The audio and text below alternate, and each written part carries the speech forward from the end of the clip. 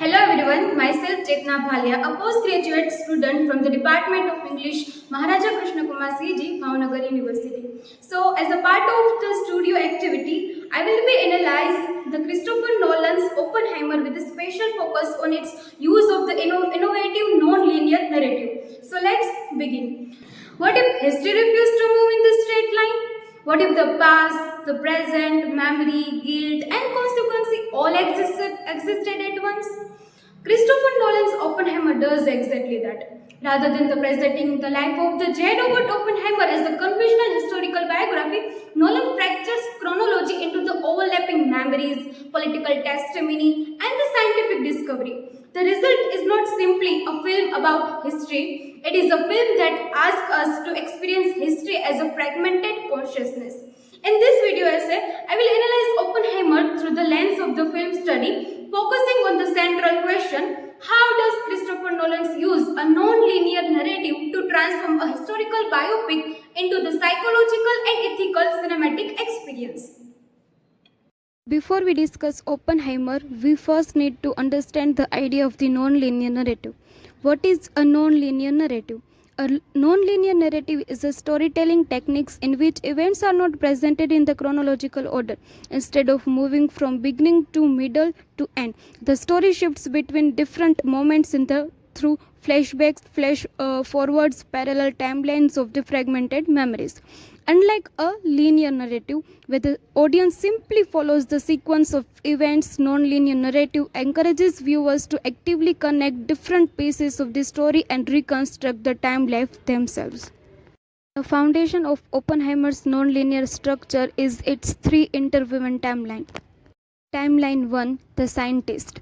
This timeline follows Oppenheimer's scientific journey, his studies in Europe, his work at Berkeley, the creations of the Manhattan Project, and the Trinity test.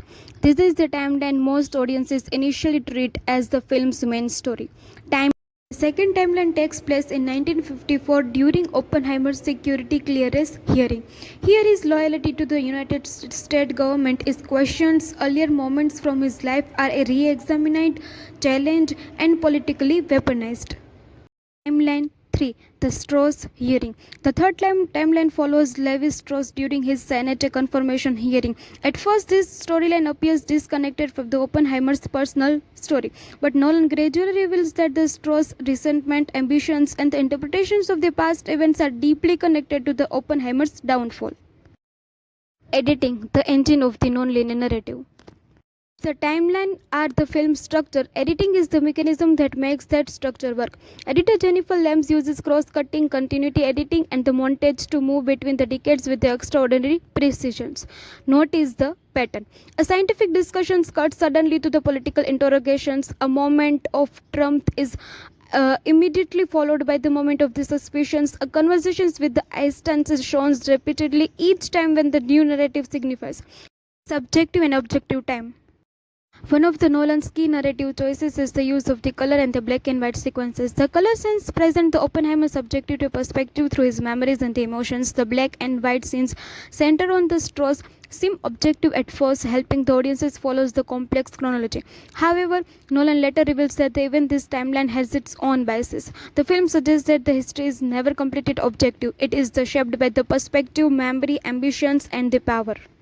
Cinematography and the fragmented mind. Hoyte van Hoyteman's cinematography reinforces the film's fractured narrative structure. The camera constantly shifts between two extremes. First, enormous IMAX landscapes that communicate the scale of the scientific ambition. Second, intimate close-ups that traps us within the Oppenheimer's emotional world. Their shift in the visual scale mirrors the shifts in the temporal scale. The film moves from the world history to the private memory, from the geopolitical consequence to the individual guilt. Even the recurring images of the parties, waves, and the abstract visual structures, functions, and the narratively. They appear across the multiple timelines. Cinematography also controls the audience's emotional distance from the story. Wide shots emphasize the historical importance of the Oppenheimer's work and while close-ups reveals the fear, doubt, isolations hidden behind his public images. Lightning plays an equally significant role. Bright and natural light often represent the moments of the scientific discovery, where its darker interiors and the heavy shadows reflect the sickly political pressures and the moral uncertainty. The compositions of the each frame is the carefully designed. Oppenheimer is the frequently placed alone with the frames or surrounded by the empty space, visually expressing the loneliness that comes with the carrying immense responsibility. The camera often lingers on his face instead of showing the direct actions. This allows the audiences to read the subtle expressions and the experiences psychological conflict rather than to simply observe the historical events. By combining the scales, compositions, lighting, and the moments, Hoytema transformed the cinematography into the narrative language. The camera does not merely shows what happened; it reveals how Oppenheimer experienced those moments, making the audience feel the emotional and the psychological weight of the story. Sound and temporal disruption.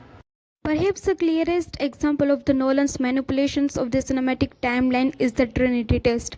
The explosion is seen before it's heard. For several seconds, the film withdraws sound entirely. This delay is not simply a technical flourish, it separates the visual times from the ordinary time. The audiences experience the event in the fragments, first sight, then silence, then impact. That structure mirrors the film's broader narrative strategy, cause and the effect of the separated. Perceptions and the understanding do not occur simultaneously. Meaning arrives late. Just as the shock waves reaches the character after the explosions, the moral consequence of the bomb reaches Oppenheimer's long after its creation. Why did Nolan reject chronological storytelling? Because the chronological versions of the Oppenheimer would be conventional biography, childhood, education, Manhattan Project, Trinity Test, political downfall. Nolan is interested in something more complex. He wants the audience to experience how person remembers a life shaped by the irreversible consequences. The fragmented structure allows guilt, achievement, fear, and the political judgment to exist simultaneously. The film's form therefore becomes the inseparable from its theme. Non-linear narrative, it is not decorations, it is the method through which Oppenheimer explains responsibility, state power, memory, and the moral consequence. At the beginning of this video, I asked whether history must always move in the straight line. Oppenheimer answered that question with the powerful no. Christopher Nolan demonstrated that cinema is not merely a medium for presenting the historical events. It is the medium capable of the reconstructing memory. Through multiple timelines, cross-cutting, subjectivity, objectivity, visual perspective, expressive cinematography, and the temporary disruptive sound design, Nolan transformed a historical biography into an immersive psychological experience. Ultimately, the film teaches us a central principle of film study that meaning is in cinema is created not through what is shown, but through how it is shown. And in the Oppenheimer, that how it is profoundly non-linear. So this is from my side. Thank you so much for watching, and I hope you enjoyed.